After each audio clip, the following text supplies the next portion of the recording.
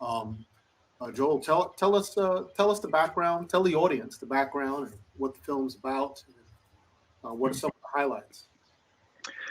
Yeah, Norman in summary is basically it's a film about a time traveler who's basically stuck in time, and so the movie starts out. There's obviously there's thousands of time travel movies. You know, there's good and there's bad, and one of the things we tried to do with Norman was take a very different approach. And one of the biggest things that we tried to do was create a time travel film that's not about a guy who goes back in time and like kills Hitler and saves the world. Norman's really about a person who created a time machine to use in the most selfish and greedy ways ever. And it's essentially just to escape his own life and just to escape reality. And so Norman he's stuck in the past and he realizes like this is a really terrible, terrible thing. It's one of those scenarios in life where you do something you think is good for you, and then you realize when you're there, you kind of wake up to it and you realize, wow, I've made a horrible, horrible choice. Why did I do this? For this character, as he grows through the movie, he's learning to physically and literally like live in the present. And so he goes on a quite an adventure to kind of learn that he can't control time, but it's more than just that. It's more about knowing you can't control tomorrow. And Yeah. so time travel is more of the background set for that kind of morality tale. Tell us a little bit about the length of time that it took you to make this, because I think this took you a lot longer than say 2 years, right? It took you quite a while to make this film. Yeah, I sent you a link to it. We have a little on our website, normanthefilm.com. You can, on the about page, we have kind of about a 10-minute kind of shorter version of the long documentary that will be included with the final thing. But Yeah. yeah, I spent over 7 years to make it. Took exactly pretty much 7 years to finish it. We started back in 20 late 2011 and then 2012, and it was just a grassroots project. It was basically me and maybe three other people that worked on it at any given time over about 4 or 5 years. We kept the wooden time machine in my friend's basement, and we would film on weekends, and then sometimes it'd be months between times shooting because the guy who plays Norman, I used to work with him, and uh, he was just happy to help. We kind of had this was originally going to be just a short film, but it's one of those projects where as you kind of do it and other people see it, it's really hard to get people to work for free. Obviously, anybody who's made any kind of film, any low budget, it's really hard to get anybody to do anything, to show up on time and to keep showing up and to keep putting their best effort. So when we started shooting this, I was going to shoot just a tiny sliver of the story. But once people started seeing it, they're like, wow, this actually looks like a real movie. Like, people became more invested in it, and then we were able to do more. And so it was like, okay, maybe we can do this. And at the time, we thought we were going to shoot it over a summer. And it just grew in length, and the visual effects shots that we wanted to pull off, there was always just like a vision I had in my head, and it was something that I just wasn't willing to let go. Like, I knew how I wanted it to look, and I knew I could pull it off, but it was just going to take a lot of time because we didn't have money. So we would wait for opportunities to rise. When it came to sound design, I mean, every single sound of the entire movie is redone. Every sound, not literally, like, there's like maybe one shot that has dialogue, but every little piece was re-recorded because we had no audio on set at all.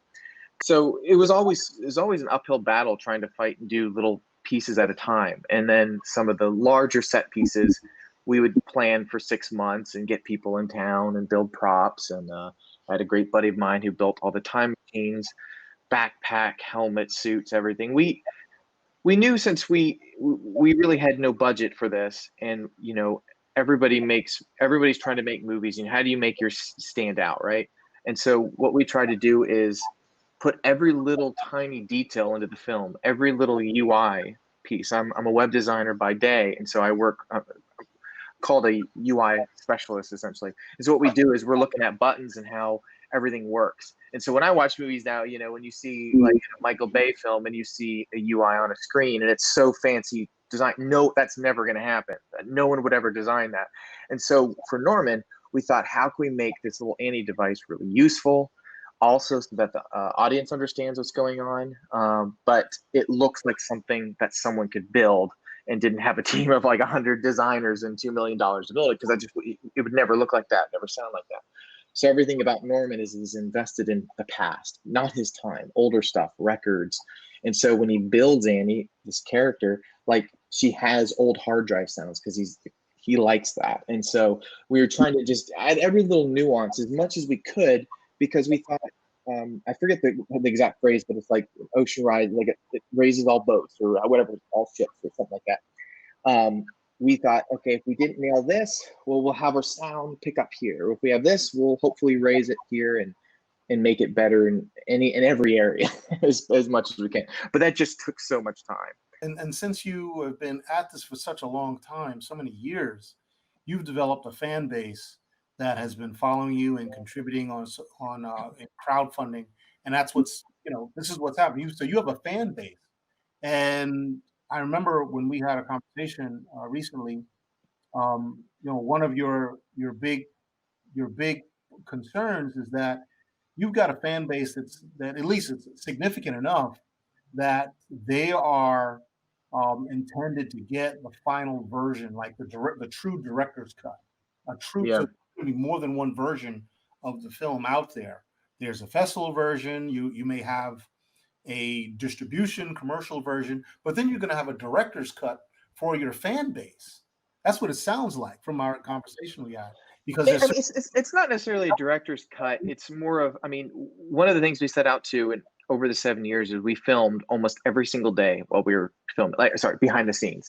And it's something I grew up loving, and I feel like most filmmakers love is, if you think about watching the Lord of the Rings behind the scenes, that's probably one of my favorite. Like that one in Aliens is like really in depth, but it's not like this like showboaty type documentary. It's just like a camera sitting over a shoulder and you just get to watch the craziness.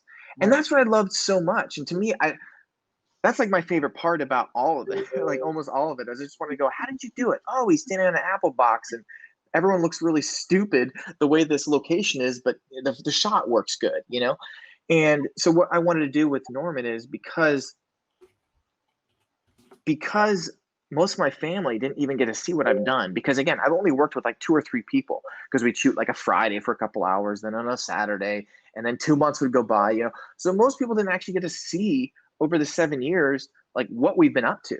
And so this documentary we want to include for the final thing, because I want the final product in their hands to have everything, have it all there. We got something really special planned, but I just don't, I don't want to send them, toss them a little YouTube link. Like we spend a lot of time with it. We want to really appreciate and so they can have the full quality at the end.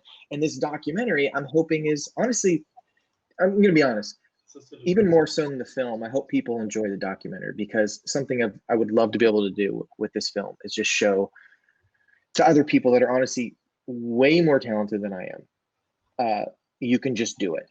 So folks, we want to make sure everybody gets an equal amount of time here. Let's move on to, thanks so much, Joel. Hold on one second here. Let's go to A Living Dog with Daniel. And, Daniel, you got some awesome effects here, man. Like I said, you blew me away. All right. I was really surprised with this film. I'm sitting there, listening. Okay. And I see all of these really cool effects where you really utilized drone effects. I assume this is taken from a drone. This is a drone over a house in the forest, and then you did some VFX. Is that what happened here? Okay, great. We had long discussions whether to use a drone or not. I was initially against that because every indie movie uses drones these days. But the others convinced me to do it, because actually we have, our film is about drones and machines, about an eye from above looking down on the people watching us. And so it made sense to use a drone, yeah. And also we had a fantastic landscape. We shot in Finland, and it would have been a wasted opportunity not to use a drone there. You're saying you were in Finland? This is in Finland? Yeah, this is actually a little bit north of the Arctic Circle. Yeah. That's so you were in the boreal forest. Yeah, we wanted to use the time of the midnight sun. These are 2 weeks where the sun doesn't get below the horizon. So you have this beautiful light for like 24 hours. We had our finale. We shot it on a mountain in a sunset night, and I also always thought, "Oh my God, we have to hurry! This light is great." And then I thought, "No, wait, we don't have to hurry." Can you just give us some highlights of what the story is about? Yeah, A Living Dog is a movie that takes place in a world where the machines, intelligent autonomous machines, are taking over. The war has been going on for like a month or something, so it's not really after the apocalypse, it's during the apocalypse, even though it doesn't look like that.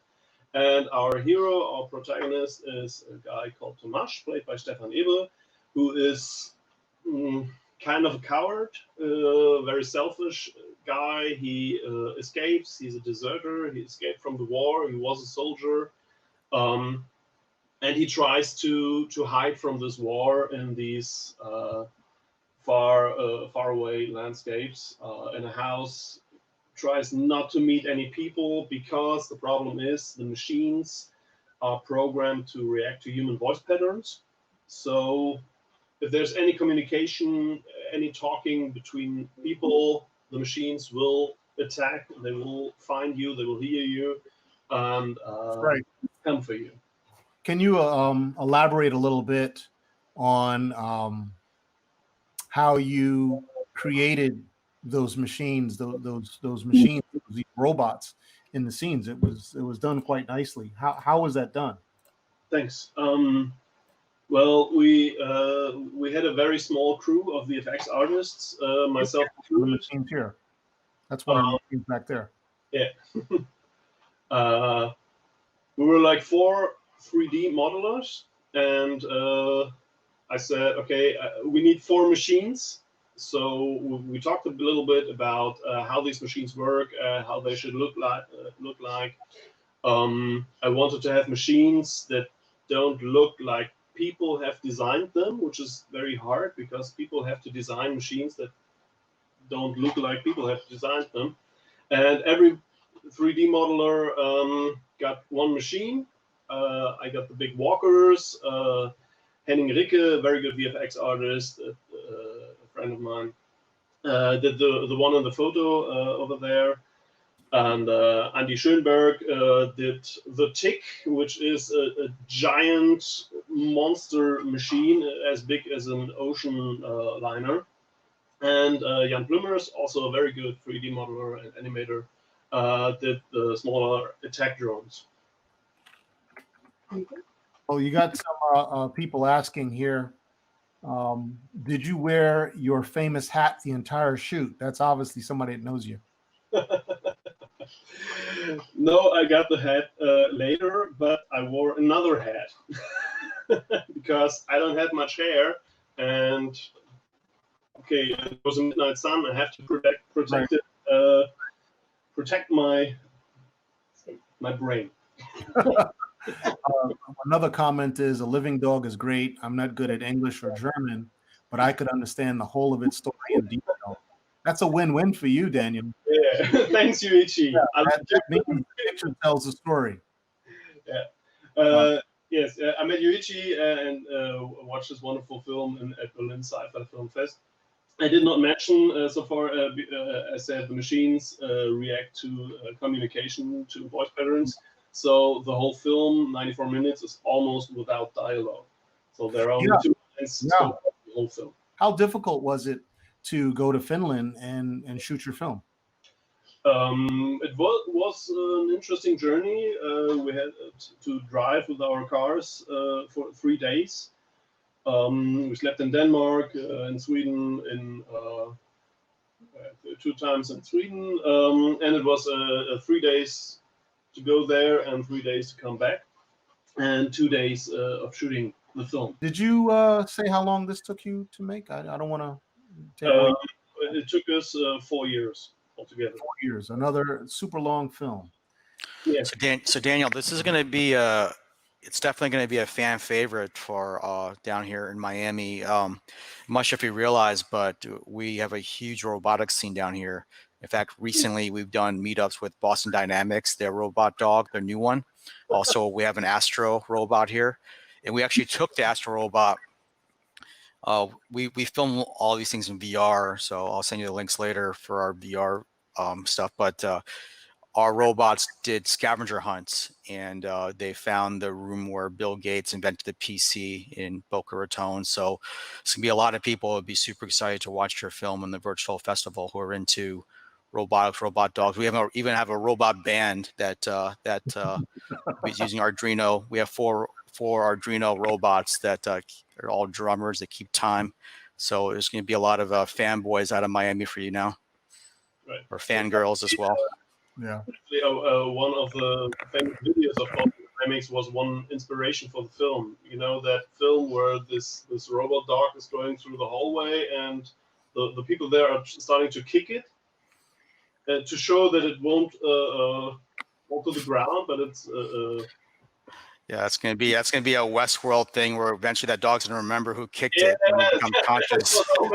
In a few years, the robots will watch that video on YouTube and say, "Hey, Yeah. Wow. So is that where some of this inspiration came from? Is the dogs that are basically very common now, or is it something other inspiration? Yeah, there were a lot of inspirations. I think the most important inspiration was a childhood trauma. That was a BBC series called The Tripods that was on TV in the 80s. I watched that as a kid. I was far too young. It scared the hell out of me. I'm still scared of that show. Which one was it? I didn't get that. It's called The Tripods. It's a Okay. kind of spin-off of War of the Worlds, where aliens in big robots have conquered the Earth and people get brainwashed, so they are not creative anymore. And three teenagers are trying to escape from these robots into the mountains. And that was scared the hell out of me. And I think the film is part of me getting rid of that trauma, I think. The last thing I wanted to say, because we're really short on time here, is can you elaborate a bit about these blasters? That's one thing that I saw. They had these huge cannons that they were firing at these robots. Yeah, there's actually one really big rifle that Thorsten Franzen, my co-producer, built. He's a production designer, a very good production designer. I started this project together with him, and he built this rifle out of I think a soft air gun rifle. I hope I'm not saying anything wrong right now. And he added some stuff to it. He made it much more heavier, put some lead in it so that it's really heavy. You can see when the actors, and especially Ziri, like in the picture, is carrying it. You can see that it's really heavy, that it's hard to carry that thing around.